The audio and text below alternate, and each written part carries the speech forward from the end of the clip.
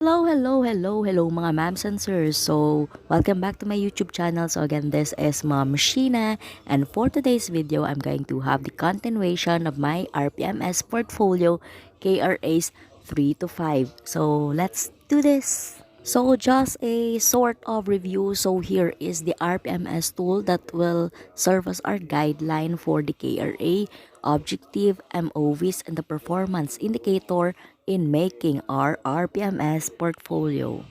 So we're done last time about my KRA 1 and KRA 2. So for your basis, kung wala ka mo naka-watch ng akong ligad nga video, I'm going to leave the link on the comment section for your reference. So now let's have KRA 3, KRA 4, and KRA 5. KRA 3, so Diversity of Learners, Curriculum and Planning, and Assessment and Reporting. Objective 9, so design, adopted, and implemented teaching strategies that are responsive to learners with disabilities, giftedness, and talents. And for the MOVs that we're going to need to compile, it's either that we're going to have set A or set B. For set A, we can use our COT rating for 2 classroom demonstrations, or set B, you're going to have a TRF at the same time a certification from your school head stating that your class don't have any learner having disabilities, talents, or giftedness. So again, for objective 9, so you can choose your MOVs from set A or set B. Since we don't have any tag learner having disabilities, giftedness, or talents, so MOV set A is not applicable for us. So I'm going to use the set B, in which I'm going to prepare TRF at the same time. A certification signed by my school head that my class don't have learners with disabilities, giftedness, or let's familiarize kung ano na siyang ginatawag nga TRF. So TRF, for the teacher reflection form, is amo ni siya ang aton nga sulatan sa aton nga mga reflection given situations or questions. So we're going to have 2 prompts to answer, and at the same time there's a love letter there that we should limit our response to 500 words. So kaway-kaway sa mga ma'ams answers nga na pressure sa 500 words. Prompt 1. So there you have it. So ari na si Clara ang pinakasikat during sang paghimuay sa aton nga RPMS portfolio.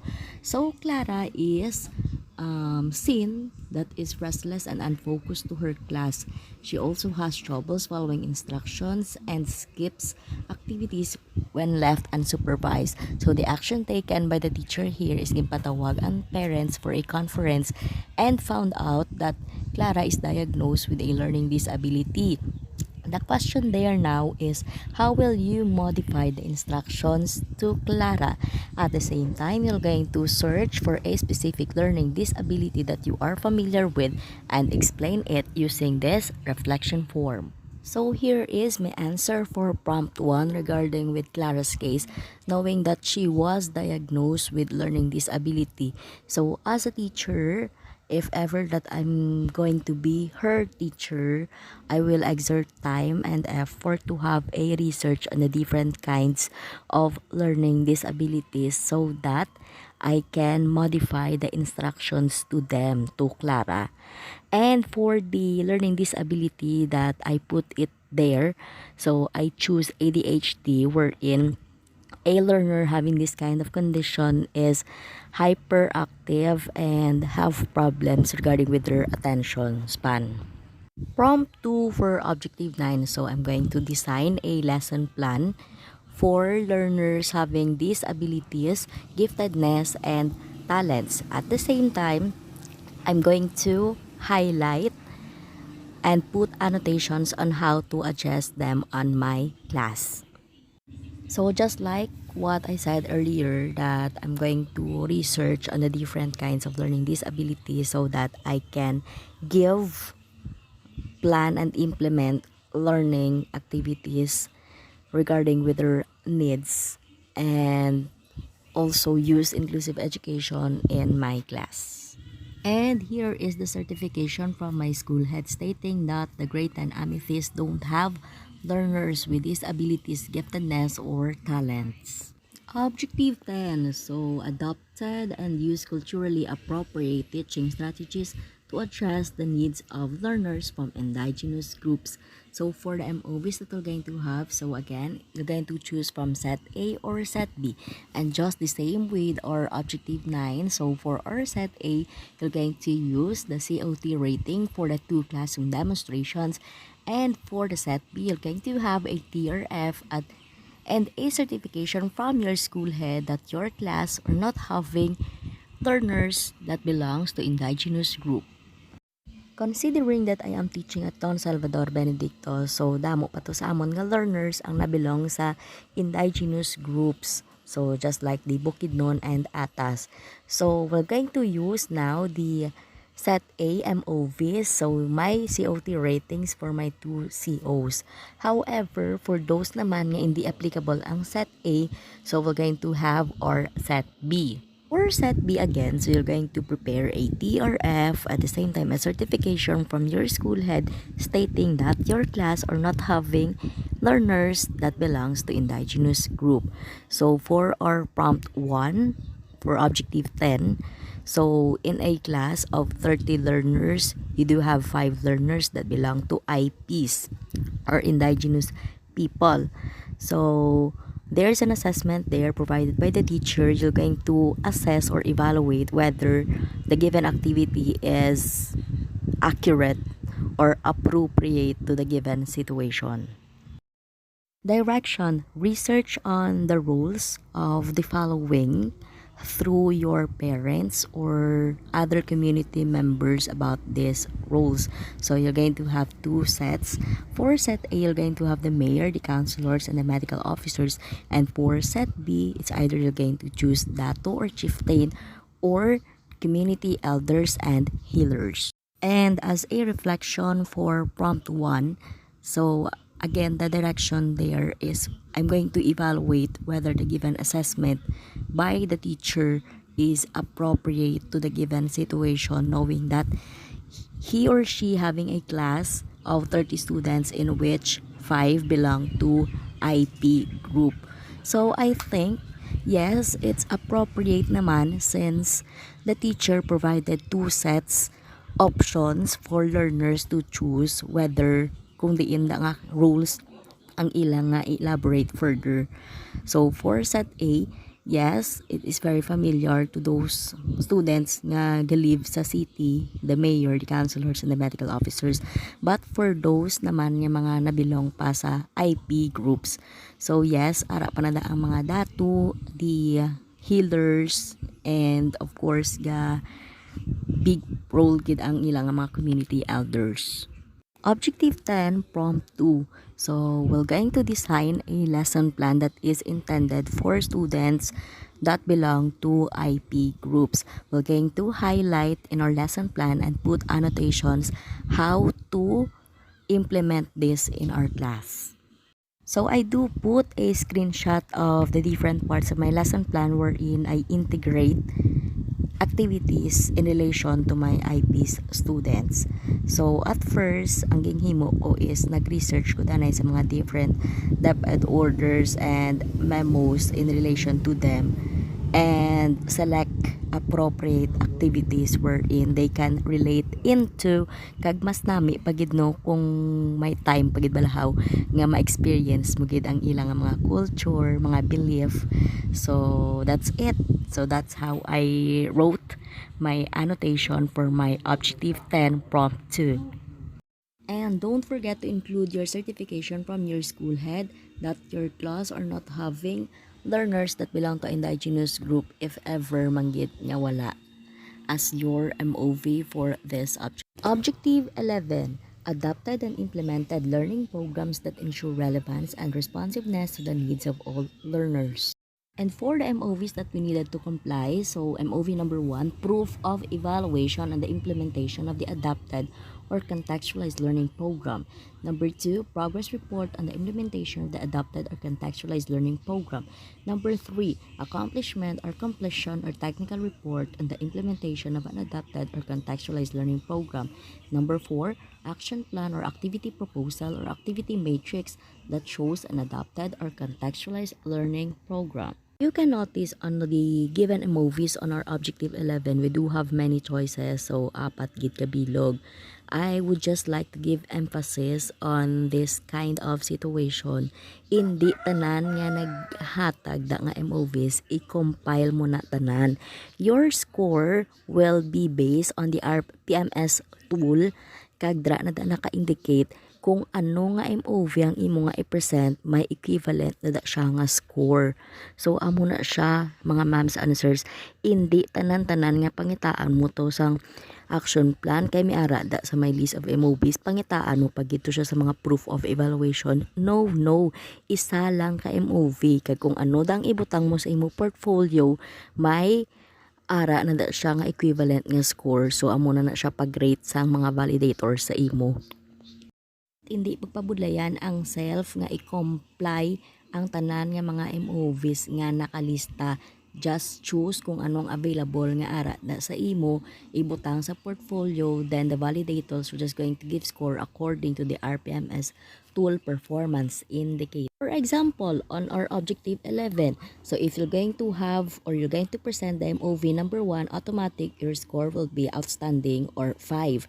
If you're going to have the MOV number 2, you're going to be scored 4 or VS. So that's it. Amo na siyang pag-score mga ma'ams and sirs, because as what I've noticed kaya sa mga iba niya mga teachers ya, ga hara-hara gid sila nga ay pangitaon ko niyang action plan dason ipamutang ko pag ginadi ang mga iba ni mga katsatsian. No, isa lang kay para amula na hindi lang magdamol-damol ang mga portfolio. Here are my MOVs for objective 11. So gimbutang ko sa isa ka page ang amon nga contextualized program. So we do have the brigada pagbasa. However, mas nami pagid gali mga ma'ams and sirs na balaan ko lang sang pagpa-validate ko ging TA kami. Mas nami gid if there's a national program bala, then you're going to adapt it, you're going to implement it, you plan, you think of your name, dapat pangalanan mo gid kay para matawag mo gid siya nga imo na siya program, imo na siya activity, so that you can use that on your MOVs. You're going to make your accomplishment report, your program, paano mo na siya i-implement, the time frame, that's it. And of course, since I'm aiming for an outstanding rating, so therefore I put there the proof of evaluation, my individual learning monitoring plan. So dapat kung mag-implement ka sang program nimo, may pre-evaluation ka kag post-evaluation. So sa imong mga proof of evaluation, dra mo na da makita if the learner got a significant progress or not. If may significant progress, padayon ka sa imong nga program. If wala, it's the time that you're going to plan, think, and revise your program kay basi dra pa lang maka-learn ang bata. Sa ILMP gali dra mo na da ibutang kung ano ang grade level, ang name sang bata, the subject area, just like for me, so I'm teaching also English, and his or her needs and the intervention that you're going to have. Then ang sa pinakaulihi is you're going to check whether may significant progress gid man o kung wala. So that's objective 12. Utilize assessment data to inform the modification of teaching and learning practices and programs. MOVs, a list of identified least or most mastered skills based on the frequency of errors or correct responses with any of the following supporting MOV. Number 1, accomplishment report for remedial or enhancement activities such as remedial sessions, summer reading camp, field area-based reading program.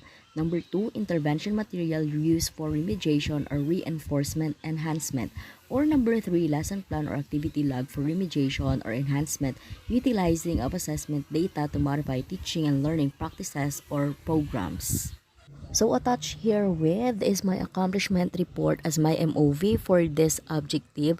So the program that I selected for my remedial session is during our home visitation. So we conduct home visit on the different puroks of Bagong Silang and Bago, and we reach out far-flung areas to reach our students and to have sort of tutorial sessions. And in my accomplishment report, you can see there what is the title of your program, the short description, who are the participants involved, the time frame, how you're going to know if it is successful, the successful indicators there, the materials that we're going to need, such like that. Additional movies or the pictures during our home visit, the modules that I've provided them, the learning activities that I've done contextualize kag mas ginpapos kung ilang mga lessons. At the same time, the record of my students' scores wherein it shows nga may improvement ang ilang scores after I conduct home visit to them. KRA 4, Community Linkages and Professional Engagement and Personal Growth and Professional Development. Objective 13, maintain learning environments that are responsive to community context. For the MOVs that we're going to need, so number 1, accomplishment report of a program or project or activity that maintains a learning environment. Number 2, program or project or activity plan on maintaining a learning environment. Number 3, minutes of a consultative meeting or community stakeholders meeting about a program or project or activity that maintains a learning environment with proof of attendance. Or number 4, communication letter about a program or project or activity that maintains a learning environment. So here is my accomplishment report wherein I do conducted meetings to our stakeholders at the same time our dagyaw schedule.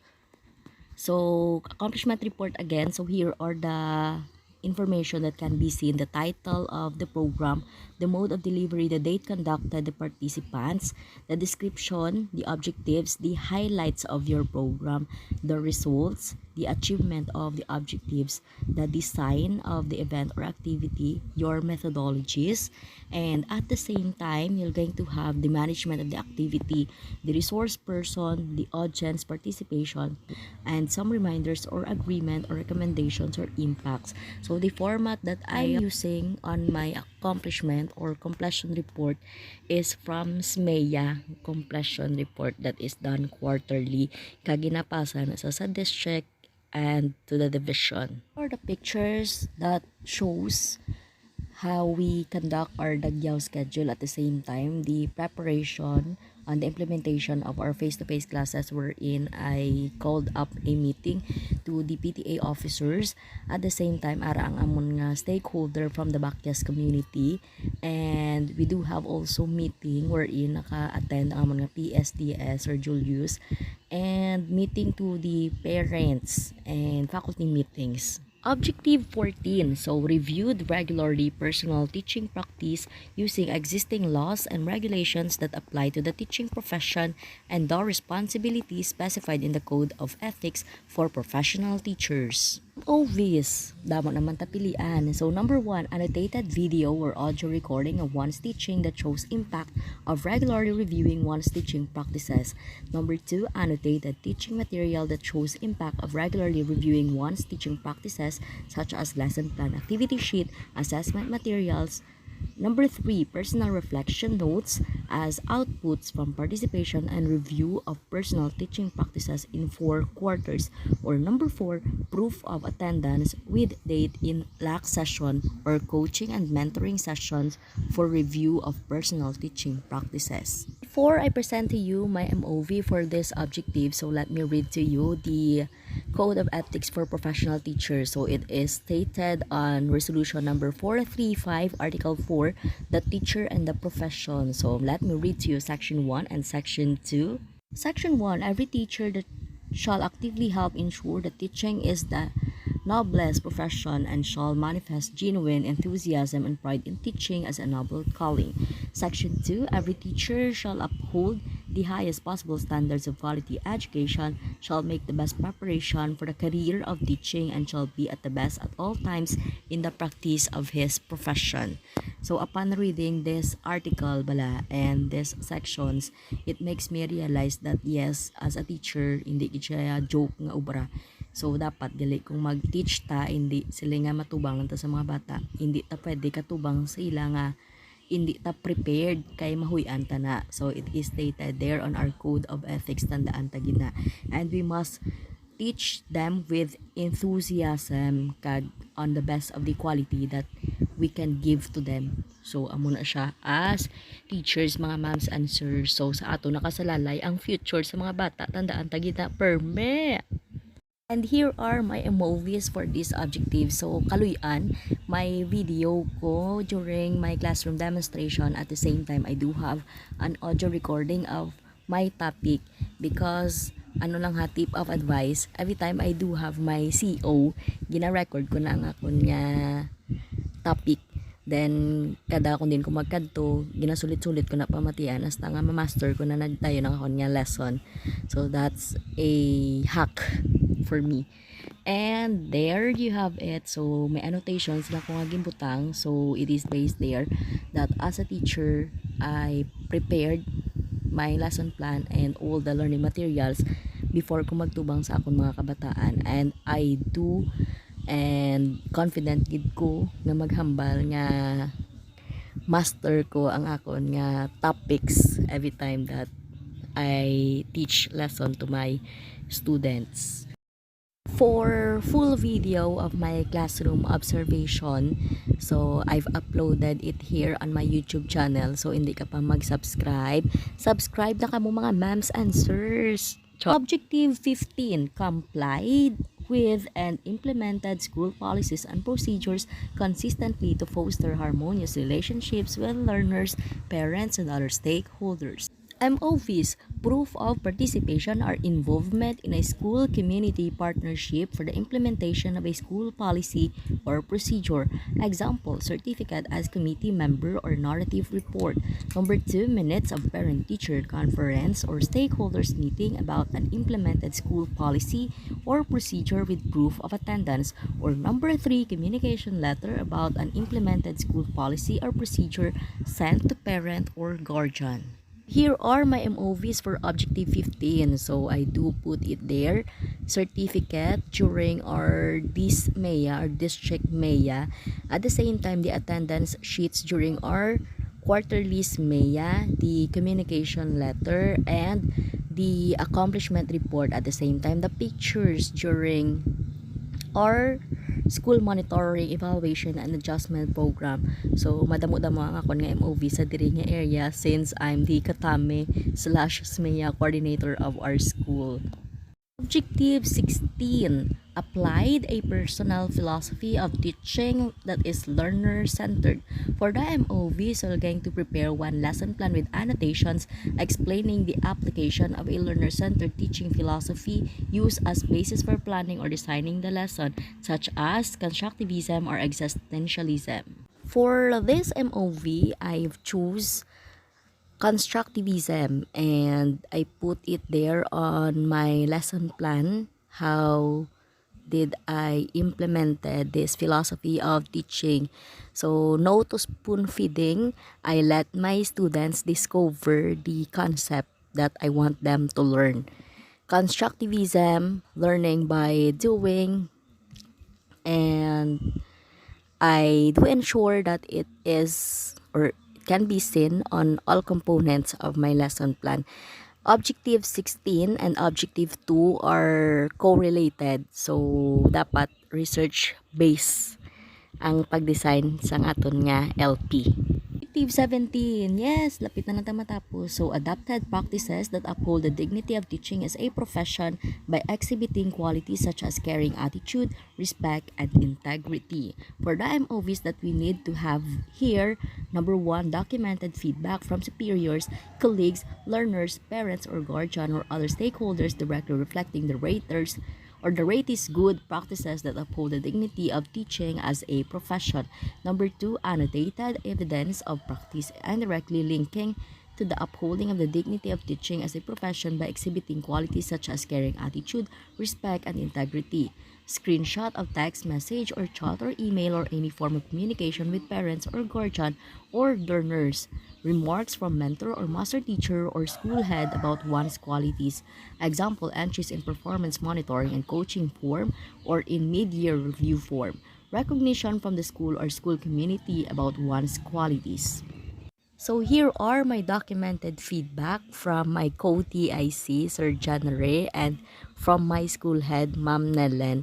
So this feedback, nakabutang na da kung paano ko mag-perform as coordinator, as a TIC, and as a teacher of our school.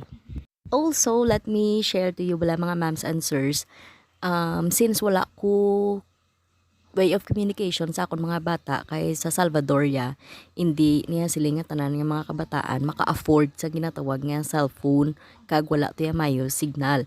So in my case, ging communicate ko ang akong mga kabataan by giving the results of their assessments, ging pamalik ko na sa ila during the retrieval of modules bala. Kada mga tag module ginabalik ko na ang mga na-checkan ko na nga papel para aware sila sa ilang mga scores. At the same time, there's a moment nga ging tagaan ko gid sila sa ilang nga communication letter. What's inside my communication letter? It's how I observe them, paano sila mag-answer sa ilang mga papel, kung anong ilang mga common mistakes. If ever nga nabulian gid sila sang math, they can contact me, makakadto sila sa school if they want so that I can tutor them. Naghimo gid ko isa-isa, so 42 ang ako nga grade 10 amethyst, ging uti-utihan ko gid sila ubra sang this communication letter. And after that, nag-ayo ko sa ila nga ma-reply sila bala kay para mabalaan ko man ang ilang nga side. So nabalaan ko to nga, ma'am, sorry gid, hate ko gid ya ang math ever since. So that's why gali nga nugbo ang ilang nga scores. Kung hate na nila ang math sang una pa, paano na lang niya subong kay nagmodular pa gid. So di ba mas budlay. In this way of communication letter ko na kilala ko ang akon nga mga kabataan. So I'm sharing this to you mga ma'ams and sirs kay basi maka-help sa inyo. Yes, it will took time kag effort gid nga preparahan ni, pero if you want to reach out your students, you're gonna make ways gidya to reach them kag para maka-communicate, makastorya ka sa ila in different ways. So panghita ka paagi. Objective 18, set professional development goals based on the Philippine professional standards for teachers. And for the MOVs that we needed to have here are the following. So number 1 MOV is the updated IPCRF DP or developmental plan from phase 2, mid-year review form, IPCRF developmental plan, or number 4 certification from the ICT coordinator or school head or focal person in charge of PSAT. Pari pagid kay damo ang lista sa MOVs daw tanan-tanan i-comply sang teachers. No. So just select one. So may nangayo sa mga certificate from the ICT ko or kay ibutang ko na sa portfolio. So nagimo pagid developmental plan, nangita pagid result sa mid-year review form. So isa lang mga ma'ams and sirs, the MOV that you're going to put in your folder or your portfolio, mula na ang skuran. So that's it. Hindi pag-compile tanan. Here is my updated developmental plan. So ano ang makita sa aton nga DP? So you do have your strengths there, your developmental needs, the action plan that you're going to take, the timeline, and what are the resources needed. So for the functional competencies and for the core behavioral competencies, you're going to make your DP based on the result of your ESAT. So amo na ang akon nga pagka-inchindi. Let's go to last but not the least, KRA 5. We're going to have now the plus factor. So objective 19, so perform various related works or activities that contribute to the teaching learning process. So for our MOVs, any proof of committee involvement, advisorship of co-curricular activities, book or journal authorship or contributorship, coordinatorship or chairpersonship, coaching and mentoring learners in competitions, serving as reliever of classes in the absence of teachers, mentoring pre-service teachers, participation in demonstration teaching, participation as technical working group member. So yes, diri na day butang ang aton nga mga designations sa aton nga mga ancillaries sa school. Then ang scoring ta naman madepende japon sa RPMS tool. Hindi manggali sila nga kung damo ka coordinatorship, automatic outstanding na ang imo nga score. So let's check out kung paano naman mag-scoring using our designations. As you can see on our RPMS tool, so you will going to rate outstanding or you'll be given 5 as score if you perform at least one related work or activity that contributed to the teaching learning process beyond the school or community learning center as evidenced by submitted MOV. VS if ang imo naman niya nga activity nga ging butang is within the school community learning center, and S if contributed to teaching department lang. So amo na siyang kinalain sa ngaton yung mga scoring. Again, O ka kung beyond the school, VS within, S if within the department lang. In short, kung may mga coordinatorship ka, kung namo ang mga responsibilities, feeling mo nga ginahatag sang school head sa imo sa eskwelahan, hindi na silang galing automatic ka nga outstanding ang imo nga score because it's only within the school. Dapat ang imo nga designation beyond the school. So tandaan mga ma'ams and sirs.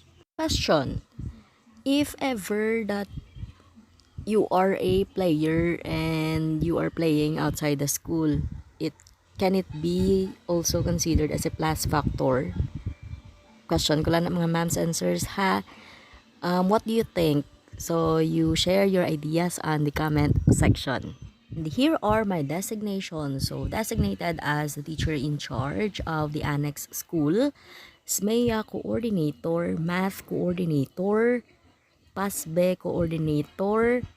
But I think these coordinatorships hindi ko ni makuha ang outstanding rating because it's only within the school. Ang gingbutang ko din nga MOV ko is on the time nga nag-approach ang isa namon ka previous student who is taking up right now Bachelor of Secondary Education major in Math man at KAMSI. Previous student ni siya namon, so nagpa-validate siya sa iyang research instrument. So I think I can consider this as my MOV, as my way of mentoring pre-service teachers. So that's my MOV for KRA 5 as my plus factor. Wakas nakadungka gid man ta, so we are done discussing the 5 KRAs and the 19 objectives of our RPMS. Now let me show to you the compilation. So amo na ning akon nga finished product from preparation nakon hasta sa na-come up nako sa akon nga portfolio. At the same time, I'm going to share to you my scores. Hindi man sila nga tanan-tanan gid nga scores, no. So yes, I'm outstanding teacher validated in our school, at the same time in our district of Salvador Benedicto. So twice in a row na ni mga ma'ams and sirs.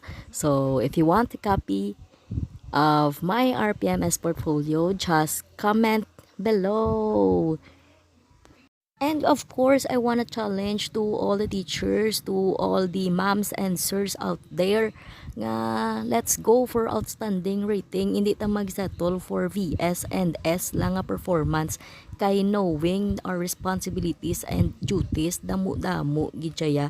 Actually, this one, ang RPMS portfolio ne, kung pisan ka lang kag kung ano ka lang gid sa papel man lang niya, documents man lang niya, frankly speaking, no. So sorry lang sa mga kataas-taasan da nga makabati sa akon nga video, pero we are all deserving to be outstanding, knowing all the obra nga nakabutang or ginghatag sa aton as teacher. And another thing bala mga ma'ams and sirs, kay daw ka lain gid sang perception if makabati ang mga teachers nga ay mapa-outstanding kado ka nega gid sa ila.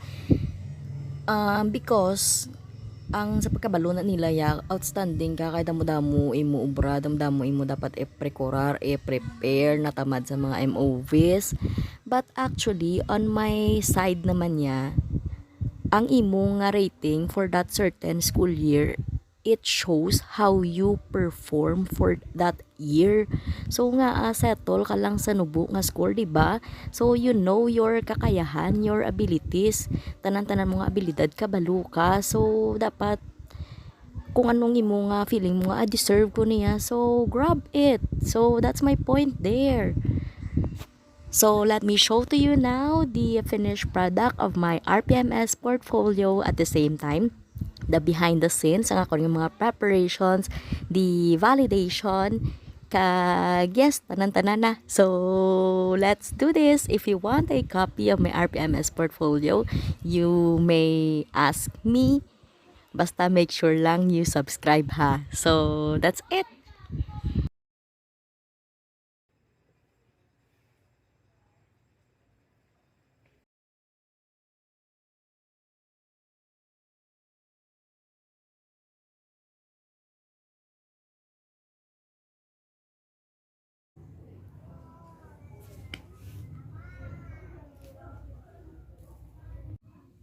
Am I the only one who have a struggle every time na magutang ni isang mga ano extra nga